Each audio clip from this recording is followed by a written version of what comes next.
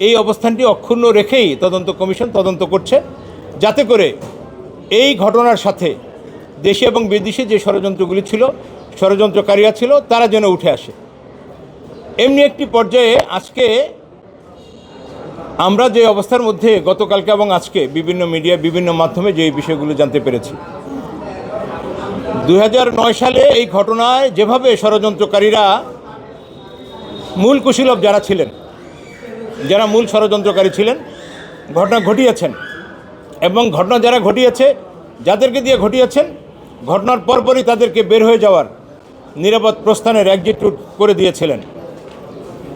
তাদেরকে আবারও ঢেকে দেওয়ার জন্য, সরিয়ে দেওয়ার জন্য আমরা নতুন একটি ষড়যন্ত্র লক্ষ্য করছি।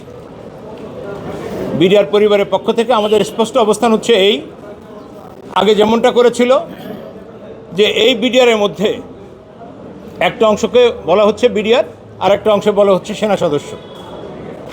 আমরা এই বিষয়টা পরিষ্কারভাবে বলছি, যিনি বিডিআরে অ্যাপয়েন্টমেন্ট পেয়েছেন